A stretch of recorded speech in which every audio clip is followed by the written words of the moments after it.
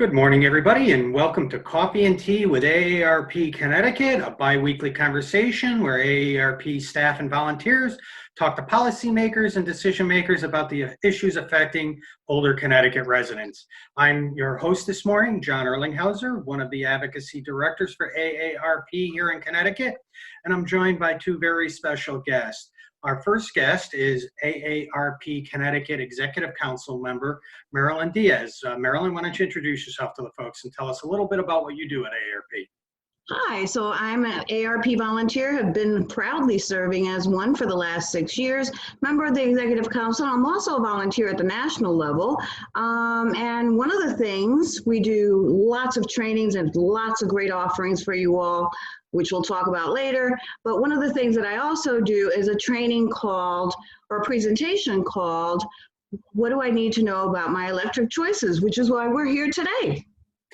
Thank you, Marilyn, and thanks for all you do as an AARP volunteer. And now I'll introduce our special guest, Andrew Minikowski, who is a staff attorney with the Office of Consumer Counsel. Good morning, Andrew. Morning, John. Thanks for having me. Great. So thank you for joining us. One of my first questions to you is, what exactly is the Office of Consumer Counsel, and what do our viewers need to know about that office, and what exactly is your role in the Office of Consumer Counsel? Sure, John. The Office of Consumer Counsel is the state of Connecticut's designated ratepayer advocate. So we are charged with representing ratepayers as a whole in any proceeding in the state, in court, before the legislature that can affect ratepayer issues, and that's electricity, natural gas, water, telecommunications, and also we're charged with broadband policy as well, which has become an increasing concern for folks this year. My role is I'm a staff attorney here at the OCC, and I work on the full gamut of issues from third-party suppliers to rate cases to advocacy before the legislature.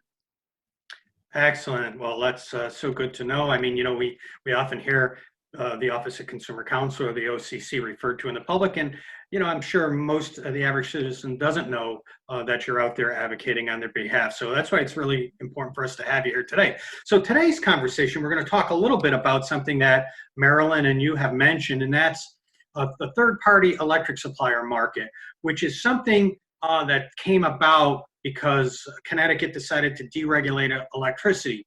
So if you could, in kind of English, explain to our viewers what does a deregulated electric market really mean to them as consumers? Sure, John, that's a great question because we hear this same question from consumers all the time. It sounds like, you know, a deregulated market, what is that? Why does it affect me? But it's actually very simple. So in the old days, before Connecticut pursued deregulation, the electric companies, so Eversource and United Illuminating, essentially they owned everything. They owned the poles, the wires, the transformers, and the actual generation itself. So the power plants or power production facilities that were making the electricity you consume. The idea of deregulation, which other states have pursued in addition to Connecticut, was that if we took the generation side of electricity production and bid it out onto the open market, it would result in lower prices for consumers. So now we have the situation that we have in Connecticut today, which looks a lot like other states that have deregulated, where Eversource and United Illuminating still provide the poles and wires and the actual physical delivery of electricity to your house, and you pay for part of that in your bill every month. But in terms of the actual electricity itself, you as a consumer are able to go out onto the open market and find the most competitive price and purchase that from any number of what we call the third-party electric suppliers. You're also free, if you wish, to stay with the utility on their standard offer if you don't feel like participating in the market. But essentially, the idea of deregulation was let's open this up to competition and consumers can try to find a lower price for their electric commodity on the open market. So basically giving people choice in who they buy their supply from. So, you know, we deregulated the electric market, and it kind of opened it up to this competition between various companies that want to provide your supply. And that caused a whole host of issues for people, right? I mean, it opened up all kinds of problems that the average person was now forced with having to deal with. And as a result of that, I know AARP and the Office of Consumer Counsel, various attorneys general over the years in Connecticut have worked on a whole host of things that were meant to protect consumers from some of the bad actors in the third-party electric market. So what are some of those consumer protections that currently are built in to the market to protect consumers? That's a great question, John. In an ideal world, we wouldn't need those consumer protections, but unfortunately, what happened was electric markets are confusing. They're not a thing that normal people think about on a daily basis. So with deregulation also came a lot of consumer confusion about what was actually going on. And as a result, many unscrupulous third-party supply companies took advantage of that. And so as a result, over the years, the last 20 years or so, Connecticut has enacted increasing consumer protections for consumers participating in this market. We actually enjoy some of the strongest protections in the entire country among the deregulated states. But chief among these are a few things, some of which have recently been enacted. First, there are no more variable rate contracts. Those are not new contracts that are coming out anymore. And this used to be a supplier offer where your rate would change from month to month, and sometimes it went up by extraordinary amounts. So that cannot happen anymore. You're locked in for a 4-month period on your rate. But also in terms of the marketing itself, when third-party suppliers market to customers, this is where we see the majority of problems arise. And there are new marketing standards that are in effect for suppliers as of last year. Every third-party supplier that's marketing to a customer, either over the phone or in person, has to record the entirety of that sales transaction. So that if there is a question about what happened, there's a recording available for the consumer, for the company, and for regulators to listen to. The third-party supplier has to tell the customer, or the prospective customer rather, what the actual standard offer available from the utility company is at that time. That way the consumer can judge whether the supplier's offer is actually a savings or represents some advantage over what the status quo offer would be at the same time. And also another recent addition is that when a consumer does file a complaint against a supplier, the supplier is required by law now to respond to that complaint within 3 days. A problem we used to have is a consumer would realize they'd been overcharged, they'd been wrongfully enrolled, they were enrolled without consenting to enrollment, and they would put in a complaint and then never hear anything, and then have to resort to going through the regulatory process to get relief. Another recent change in law that we saw come out of the legislature last year during its special session was the ability for the regulator in Connecticut, the Public Utilities Regulatory Authority, to provide restitution to customers who have actually been overcharged or wrongfully charged by a supplier. For many years, this was not available, which led to serious frustration among consumers who had been ripped off and then were told that they weren't going to get that money back. So now our state regulator can actually order suppliers to pay that money back to customers, and that is a huge advantage over what had been the case before. So Andrew, before we go to the next question, what about some of the protections that are on the bill? Because I know we worked with your office on getting really some strong language on people's electric bills to help them better understand what they're being charged from suppliers. So can you tell us a little bit about that? Sure. Connecticut's electric bill has a lot of information on it, and to some folks that's overwhelming when you look at it, but nationally that's a good thing, because in a lot of states the electric bill is just here's what you used and here's what you owe and no other information. So Connecticut's electric bill has 2 sections: the distribution and delivery side, which is Eversource, United Illuminating, and that's the cost of the poles and wires and some other public policy initiatives that the legislature funds through that side of the bill. And then the supply summary portion. And this is actually where your usage is reflected. And it also says right there on the bill who your supplier is. And it gives the address of that supplier and it gives their contact information. Now, if you use the standard offer from the utility company, it just says Eversource or United Illuminating right there. But if you use a third-party supplier, it tells you who that third-party supplier is, what the rate they're charging you is, and their contact information. It will also show you what's called the next cycle rate. So in the next billing cycle, what will your rate be?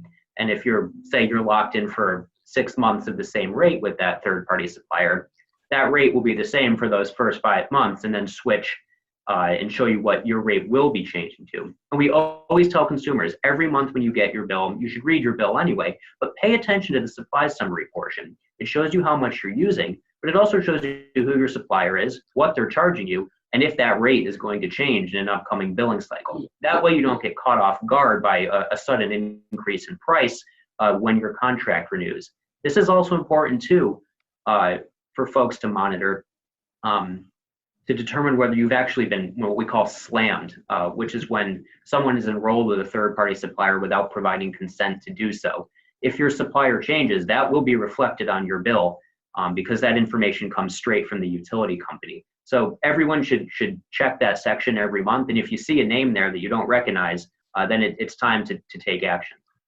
I'm going to actually turn it over to Marilyn Diaz to ask our next question. And Marilyn is somebody who, as you said, makes those presentations to consumers, but also has experience personally with the market. So Marilyn. I'm laughing and smiling as you were talking, Andrew, because that is exactly what we do when we do our little presentations. That bill is jam-packed with information. But what people don't understand is how to read that bill and how to make sense of it.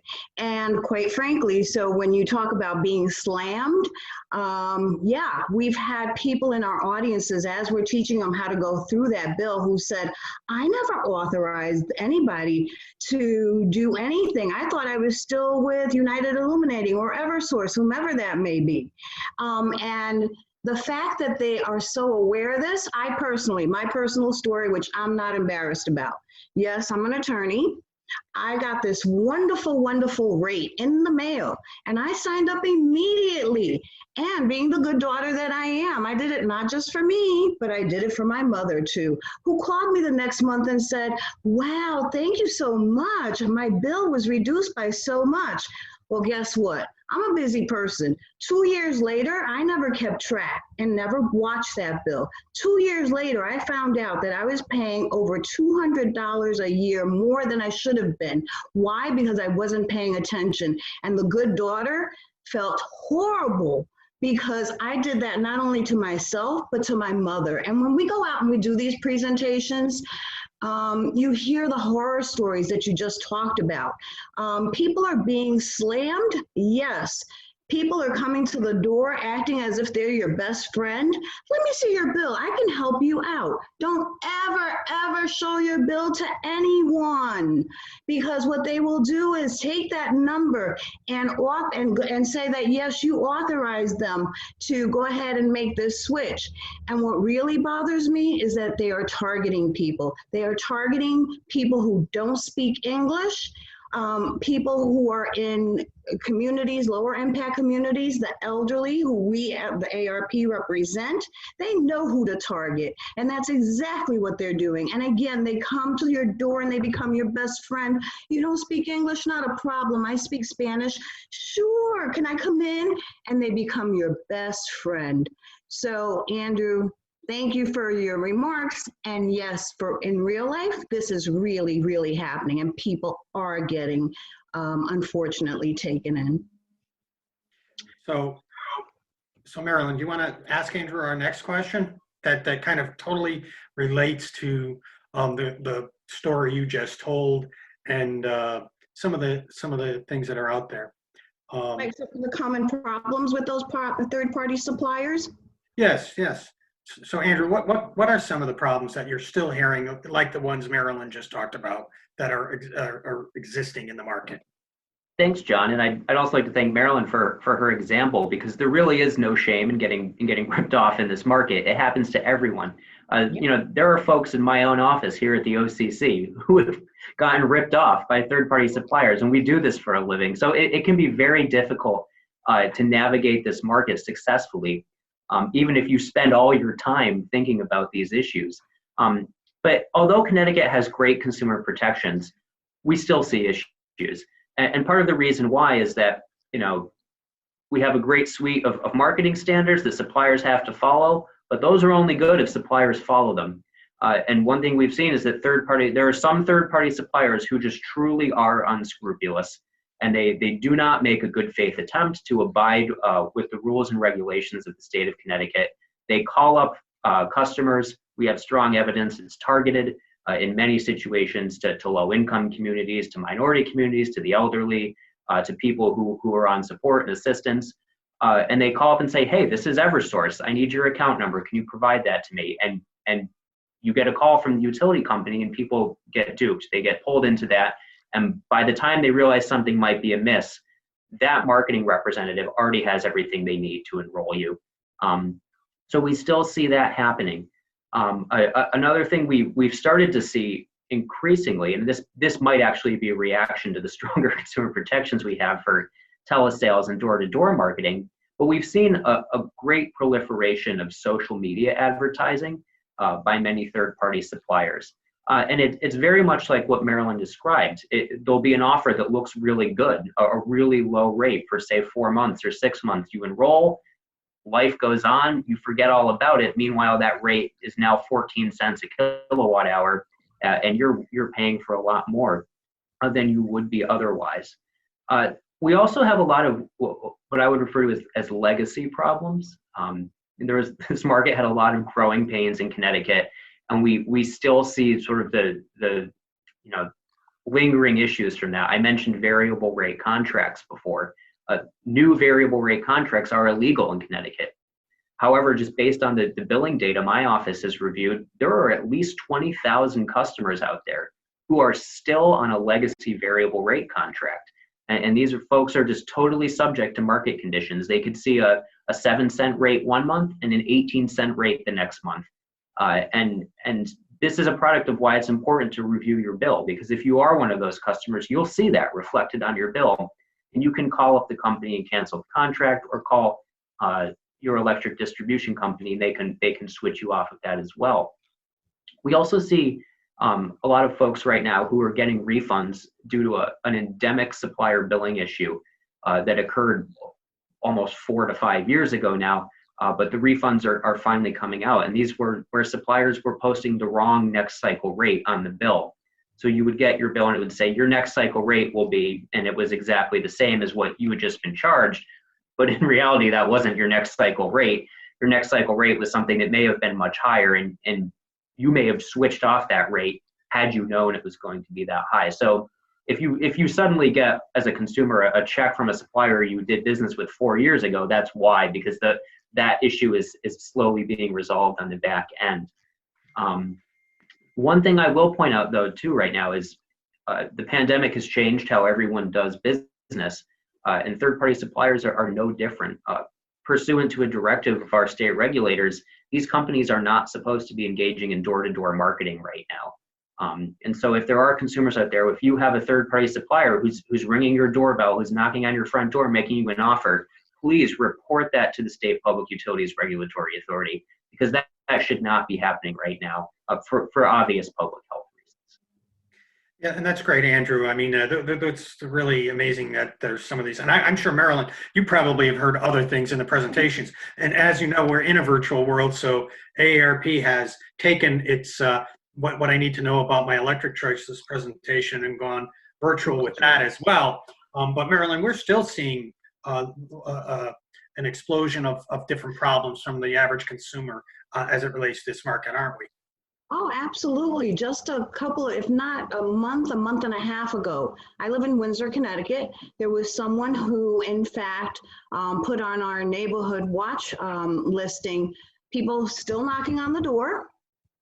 And then a woman who literally got a phone call saying, you owe us X number of dollars, and if you don't pay by the end of today, we're going to cut off your electricity. And the way that they were going to be getting paid, they asked for gift cards. This woman literally went and bought the gift cards, and then she called them up and said, because she called the number that was given, and the person called and said, yes, this is XY company. She said, okay, I've got the gift cards. Where do you want me to mail them? Oh, well, you know what, ma'am? You owe us another $1,000. And again, if you don't do this and they were using these tactics of fear that this is an elderly woman who was concerned about not having utilities. People rely on their utilities for a number of things, including for health reasons. So she just got scammed. That was just a month and a half ago. Just a Yeah. month and a half ago. Amazing. Andrew, you mentioned the ban on variable rate contracts, and I think it's important to kind of explore that a little more because I think your office has been putting out reports that show more people than not who choose the third-party electric supplier are actually paying more than standard service, and a lot of them don't even realize it. And so a lot of that has to do with variable rate contracts that are, you say, like the term you use, legacy, that have been in existence for the last 5 or 6 years. Why is it that somebody could still be on a variable rate contract and is probably paying more? What is the reason that that problem exists? That's a great question, John. And it actually ties into the example that Marilyn provided earlier as well. Regardless of whether one is on a variable rate contract, the vast majority of third-party supply contracts have what's called an auto renewal clause. So that when your initial term ends, say it was 6 months, say it was a year, when that's over, there's a term in that contract you initially signed or didn't sign if you were slammed that says when your term expires, you'll be renewed at whatever the rate is. And often whatever the rate is much higher than what you were paying before. So someone who signed a variable rate contract 5 years ago and has not looked at their bill, or may not even realize or remember signing up at this point, that contract has just been auto-renewing for term after term after term. And that can happen with a normal third-party supply contract too. And this is an issue that my office has been on the record for in the past, is that we believe the legislature should take action to limit or abolish auto renewal contract clauses for third-party suppliers going forward. Because with all the exigencies of life, people sign up for a contract term, and after a few months, if you're saving money, you don't think about it anymore. Right. And when it auto renews, you might not be saving money anymore. I have to tell you this one story, and I'm sorry. So yeah, I was busy and I didn't look at the bill. I let 2 years go by. But in one of the sessions that we had, I had a mother who was taking care of her disabled son. And she relied on the social worker to provide all these services, including things like, signing up for utilities. Guess what? I was part of one of those legacies, okay? And she, because of attending this session, she was incredulous that someone from social services who she thought was working on her son's behalf hadn't noticed something like that. So it happens. People even on social services are receiving aid. It broke my heart because that was money that was coming out of their very limited budget. And this woman was almost in tears that she didn't realize that her disabled son was being ripped off. This is real, people. This is very real. So, Andrew, you mentioned, we should ask the legislature to end the practice of auto-renewing contracts. And there are a bunch of ways you can skin that, right? I mean, you could just ban auto-renewing customers, and when a contract ends, revert everybody back to standard service. But you could also, create a contract that says the customer has to be renewed at or below the standard service rate. I mean, there are a number of ways to skin that cat. And we've called for that as well and wanted that to be a part of many reform packages. But, we're working with the chairs of the legislature, David Arconti, Representative David Arconti from Danbury, and Senator Norm Needleman, as well as your office and the Attorney General and the Public Utilities Regulatory Authority to put out another, what we're going to call kind of the last, chance for suppliers bill. Like, what are we going to, in addition to ending auto renews, what kinds of things do you think the legislature should tackle in a piece of legislation to really protect consumers from some of these unscrupulous practices? Sure, John. And I'll just preface this by saying that the legislature historically has been very responsive to these issues, which is not the case in every other deregulated state. So we are fortunate in that regard. But there are still some work that needs to be done in regard to this issue. One issue we flagged for years is cancellation fees. They're capped right now. A third-party supplier can't charge you more than $50 if you cancel your contract early. However, that is enough of a disincentive for some people to say, well, I'll ride it out. I don't have $50 right now, or I can't afford, $50 this week. I'll just I'll just trust my luck and hope I don't get overcharged. And so we believe those should either be decreased or just abolished outright. The argument many third-party suppliers give for charging these fees is that it helps them cover their losses if someone does terminate a contract early, but really $50 is, the argument doesn't seem to hold up to scrutiny, to our office at least, in terms of that small amount of money actually covering what would be a loss at purchasing energy. I think one of the big things too is to provide more latitude to state regulators in how they regulate these companies. In recent years, we've had extensive enforcement proceedings at the Public Utilities Regulatory Authority, many of which get appealed to Superior Court by third-party suppliers. And it takes a lot of staff time to actually get a penalty against a supplier and take enforcement action against them. And by that point, the actions that led to that enforcement action are sometimes 4 or 5 years old.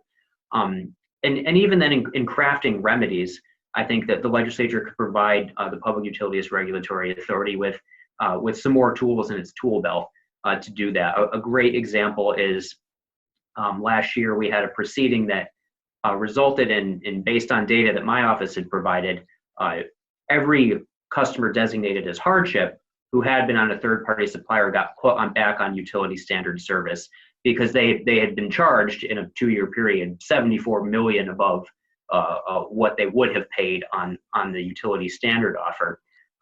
However, we got some phone calls the next week from folks who actually had been saving money, who were in that demographic, and said, hey, I was saving, I was playing the market successfully. Why am I essentially penalized now? And our answer was because that's the only thing the law let PURA do at that point. It was an all or nothing remedy. So that's a prime example of going through the sections of the general statutes and looking at the tools that PURA has and figuring out a way to put more latitude into the agency's powers to regulate these companies on a more timely and dynamic basis. Well, and that's great. I mean, I often say to legislators, and I think we're coming upon this, is that, if a policy is so great for the public that you have to build a wall around the policy to protect the public from said policy, there comes a point where there's a tipping point on the scales that say, this is no longer a policy that's good for the people. So, suppliers really have to shape up, and I think the legislature has to continue to do its job with some of the things you talked about, Andrew, eliminating cancellation fees, ending auto renews, all of those things are critical. And we're going to call upon the legislature to enact those reforms. And if the market doesn't shape up, then at some point we have to pull the plug on this thing, at least from AARP's perspective. So we're coming up on time. So I just want to get in a couple of quick questions.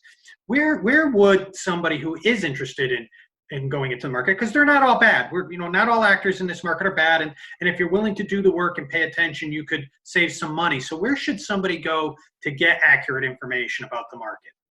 That's a great question, John. And the rule of thumb is don't let the supplier find you. Go find the supplier that's right for you. And the best place to do that is what's called the Connecticut Rate Board. And this can be found at www.energizect.com.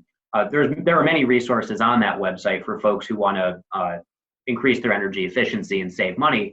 But one of the prime tools is what's called the rate board. And you punch in which electric distribution company you have, what your price point is, and it will give you supplier offers as well as compare them to what the utility standard service offer is at that point, so you can determine whether you actually are saving money or not. It also takes the customer out of the high pressure sales pitch situation of having someone call you or be at your front door, and you can review that information at your own leisure and your own time. The folks who our office interact with who save money on this market, that's the common thread. They all use the rate board because it allows you to make a decision that's right for you. I will also point out too that our general experience at this point has made it pretty clear that the offers that are posted on the rate board are just always more competitive than those that are being offered over the phone or door to door from suppliers. So not only do you have the time to review an offer, but the offers you're viewing are generally just better on the whole. compared to those that you would get offered over the phone. That's great, Andrew. And I know. Yeah, I was just going to add, for those that may not have access to the computer, you can also call a number, which is 1-877-WISE-USE or 1-877-947-3873. I add that in because we have had people that don't have access to computers. So, and I have to tell you that this has been tried, true, and tested by some of our some of our other volunteers who have literally called that number and have said everyone on that line is super, super helpful. So I just wanted to add that in. And that's great, and we appreciate that, Marilyn and Andrew. And then just our final question, because we've talked about the problems, we've talked about how we want the legislature to take another crack at fixing them. You've told us where we can go for accurate information. If somebody finds they're still having a problem, or they've gotten ripped off, or somebody's knocking on their door when they shouldn't be, any of those issues, where can they go to report a deceptive practice for this market? That's a great question, John. We always tell consumers to try to work it out with the company first. That often doesn't happen in this market.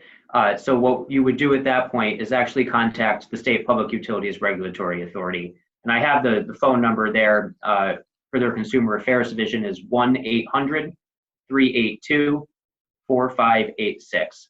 You can call that number and make a complaint, and then the Public Utilities Regulatory Authority, their staff will follow up with the supplier and investigate your actual complaint. And see what resolution is available to you.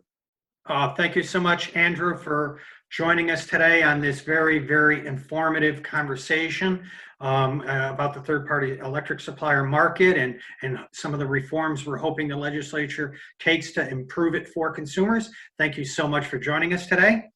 Thank you, John. My pleasure. And I also want to thank Marilyn Diaz, AARP's Executive Council member, for her work on this issue and for joining us as well this morning with her really, really informative stories. And finally, you're welcome, Marilyn. And finally, I'd just like to thank all of you for joining us today for our biweekly conversation, AARP Connecticut's Coffee and Tea with AARP.